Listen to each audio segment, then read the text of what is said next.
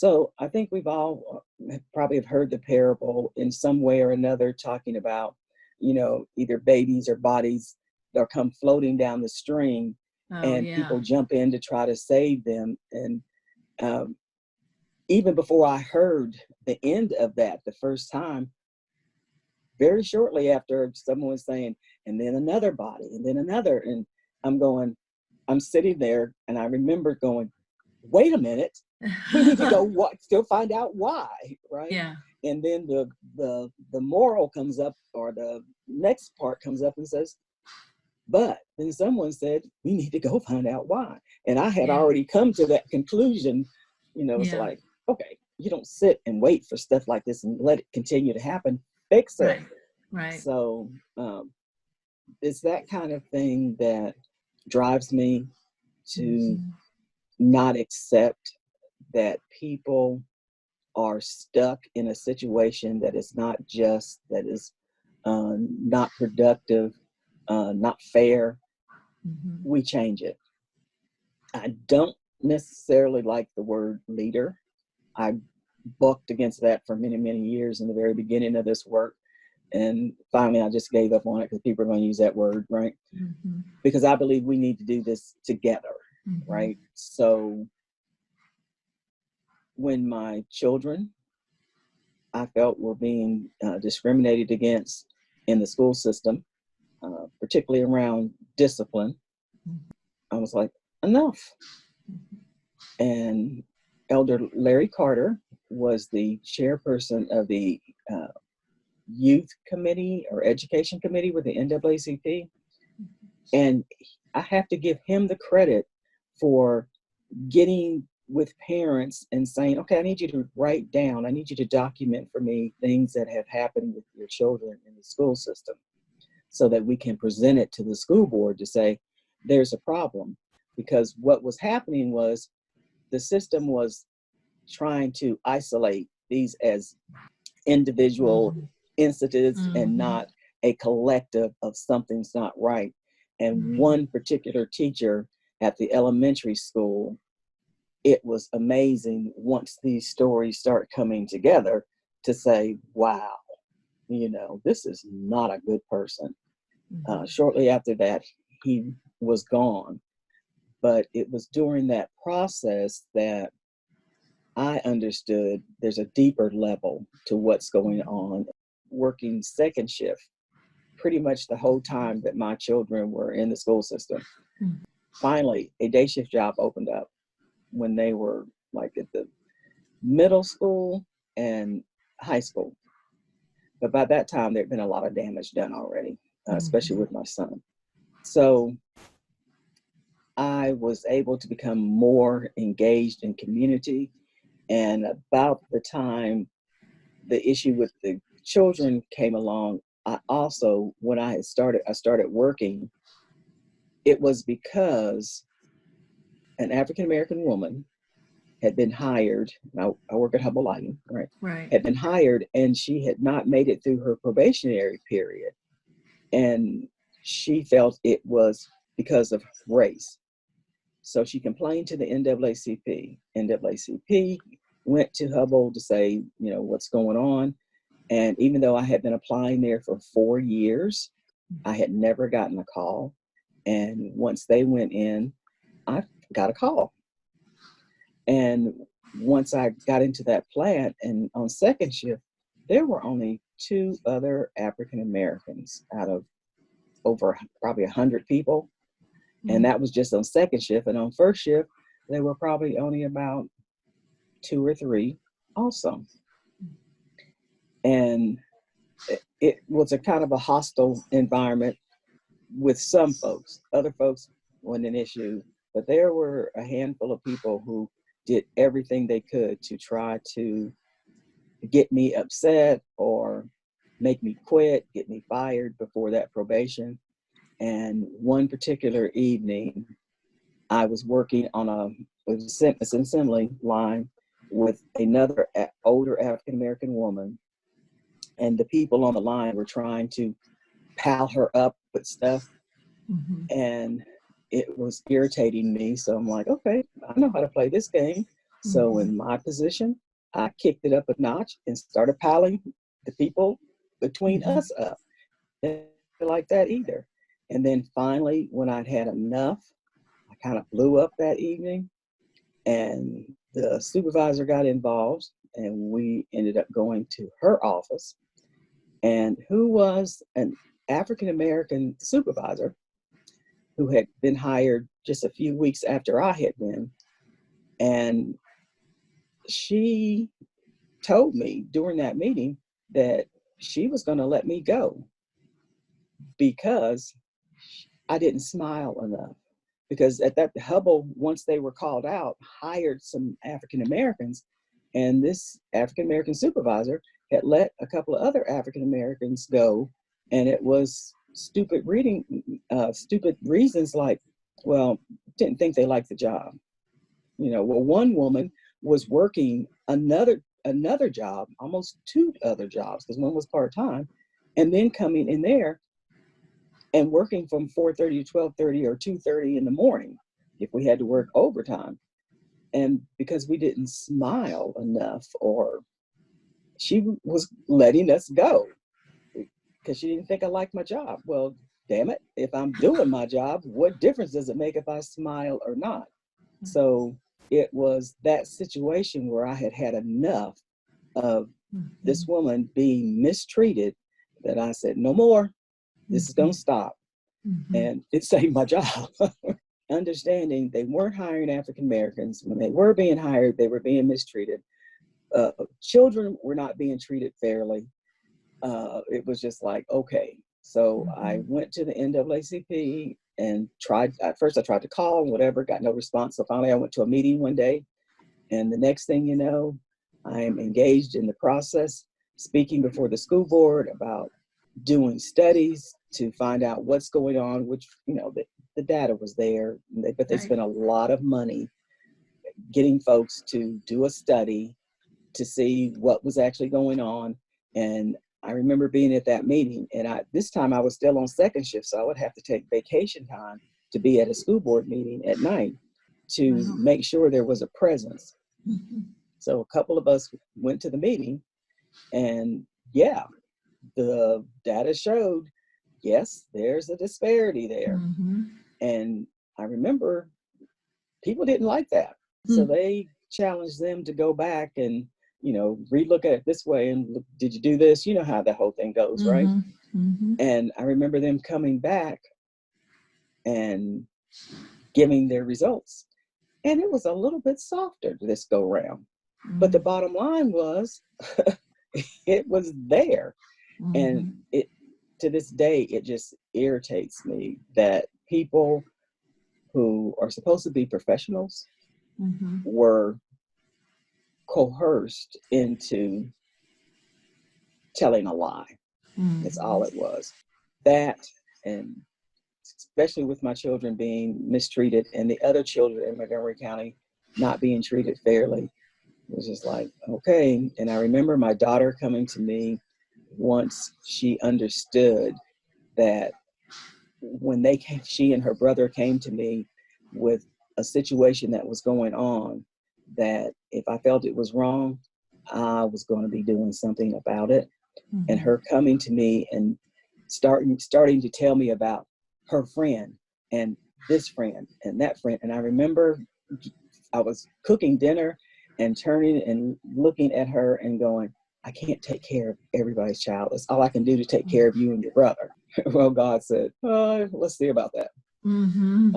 So all of a sudden, I ended up as the president of the NAACP, the first woman. And then the seat in my district for the school board came open. And this was only the second go round or cycle where it went from appointed to elected. So that seat was coming open. I had built a relationship with Fred Morton, who was the superintendent of Montgomery County at that time. And when he came in, just by chance, his first school board meeting was one of the meetings that I came to because my daughter went from loving her social studies class and it being engaged and bringing in information and having my mother and her husband come in and speak when they were talking about civil rights, and to a mean and bitter child because she was not going to tolerate people being called chinks and the N word being used when they were talking about different periods in history. And she literally shut down, and she did become very angry. And the teacher was like, whatever. The principal was like, whatever. And I remember talking with the principal on the phone and telling him, if you don't do something about what's going on, I'm going to the school board office. And he was like, I don't care who you talk to. Well, he hated to see me walk in that building. If I walked in that building, he would go in his office and he would not come out. But through the work of NAACP at that time, the president was Leo Smith and Fred Morton, saying, okay, let's do something. And they created this diversity forum where folks could come in and talk about, parents, administrators, teachers, whoever could come in and let's talk about race relations in the school. And it did help. The principal at Christiansburg High School, he and I became, I guess, sort of allies. And when there were things that were happening, because at that time there was a lot of racial tension, a lot of fights, some of them pretty bad. I can remember he would call me and say, okay, so this happened, what should I do? What do you think? And I'm like, well, first thing you need to do is pick up the phone and call those African-American parents who were involved with this and have a conversation with them, So all the noise that's out there, mistruths or truths, you all are able to talk through that. And that seemed to help some. And part of that happened because I would tell my children, look, if you fight, you're going to get kicked out too. And other kids, the white kids knew that. And they would taunt the black kids so that they would fight, so that they would get put out, because the black kids were getting put out and the white kids weren't necessarily being put out. And when you have all of a sudden a fight in the cafeteria, and a fight over in this part of the school, and a fight in that part of the school, and they all happen at the same time, so I told superintendent, I said, that's a game. I said, this stuff is being done deliberately and it's being coordinated. That's a game. Do something about it. And he finally understood that and recognized that. So things did get somewhat better, but some good relationships came out of those conversations in those early days. And then the seat came open for the school board. And quite frankly, some of those folks who had been very resistant to my concerns as a parent, now it was a different situation. I was a member of the school board. As I tell folks, we have to have seats at the table. We have to be where the conversation is happening, and we need to be in the positions to be able to help change what's happening. Started asking God when my kids were in like the 10th and 11th grade, okay, so what is it I'm supposed to do? Because we're supposed to leave this place better than it was when we got here. So what is it that you have for me to do? And that's when those doors started opening. The NAACP, it literally on the main street in Christiansburg, after having coffee with the former president that was getting ready to leave. And we were trying to figure out who could fill that position. And I'll never forget the exact spot where I was standing on the sidewalk as we were going to our cars, and it just came out. I'll do it. And it was like, okay. And to this day, I still don't understand where that came from, but it came from God saying, okay. And so that led to, with the school board, I had been engaged with my labor union at work some, as a trustee, and attending meetings. and doing whatever I could do, you know, kind of behind the scenes thing, Mm-hmm. which is where things kind of started with the NAACP. Then realizing, okay, there's some stuff that's not going right here.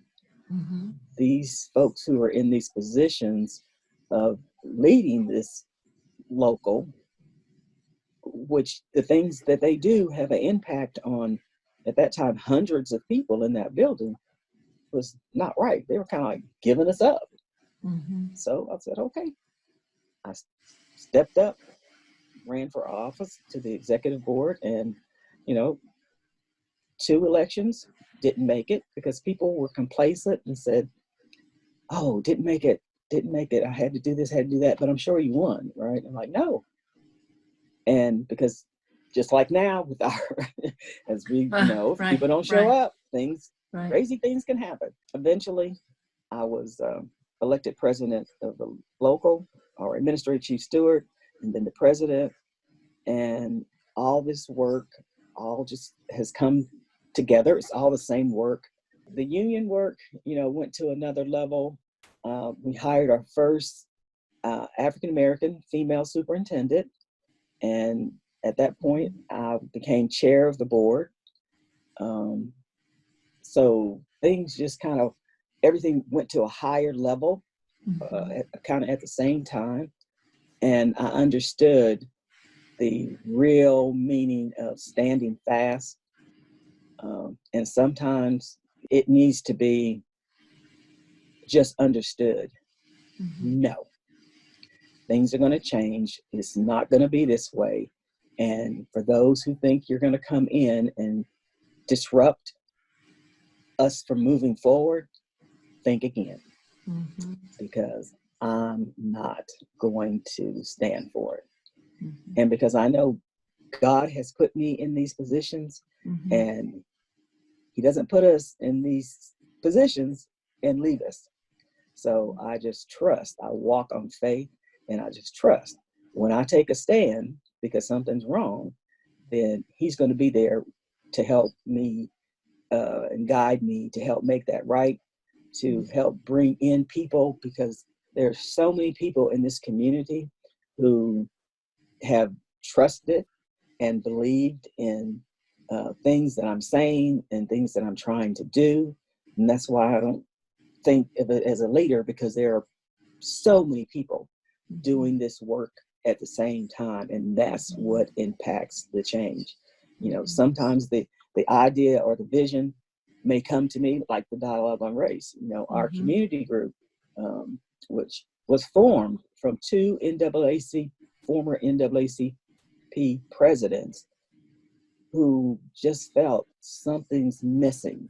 There's something else that needs to be happening in this community that the NAACP was not fulfilling or addressing, or was outside of their mission.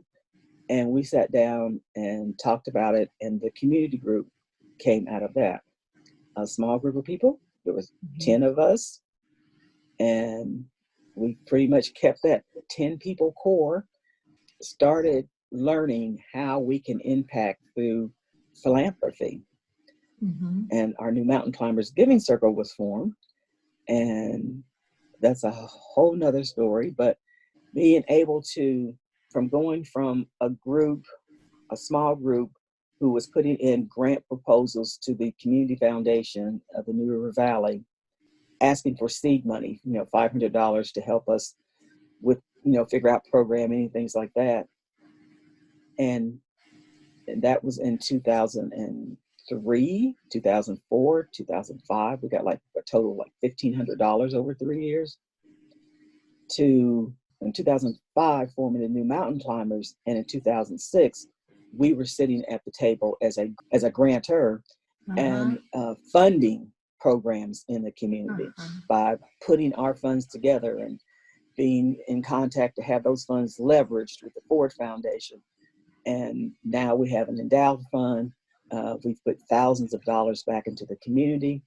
The Dialogue on Race is actually a committee out of the community group, which after the mascot change in Blacksburg, Mm-hmm. the hiring of the first African-American superintendent, and then the election of President Obama, and seeing just how deeply seated racism Mhm. was in our community. People that Mhm. you knew, people that you worked with, people that, stood with you, and Mhm. things were different with them. Mhm. So we were like, we need to talk about this. Right. So that's where the dialogue came from, Right. which has done some amazing things, as Chief Wilson, talked about the ACE program coming directly out of the law enforcement group. Mhm. That has been just amazing, a game Yeah. changer for Yeah. so many Right. students and their families and the Yeah. future of this county, because these students who may not or felt they didn't have the funds or even thought about Mhm. getting a higher education will have Mhm. access to that. And I've told some of those students and everyone else, this is what happened when you sat down and start talking about race.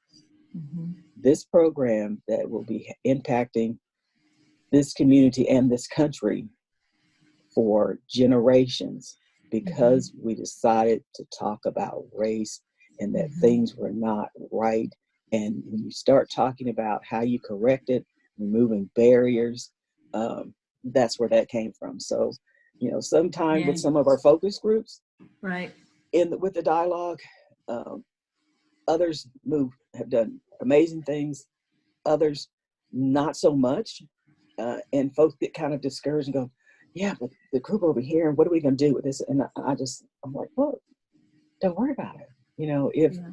if everything stopped today, the work that has been done with the education committee, Mhm. the law enforcement committee, the employment group with banning the box in the county, Mhm. um, or the county governing bodies, um, the Jim Crow white privilege, helping folks understand what white Mhm. privilege is and Right. how Jim Crow still impacts us and what it looks Right. like in the 21st century.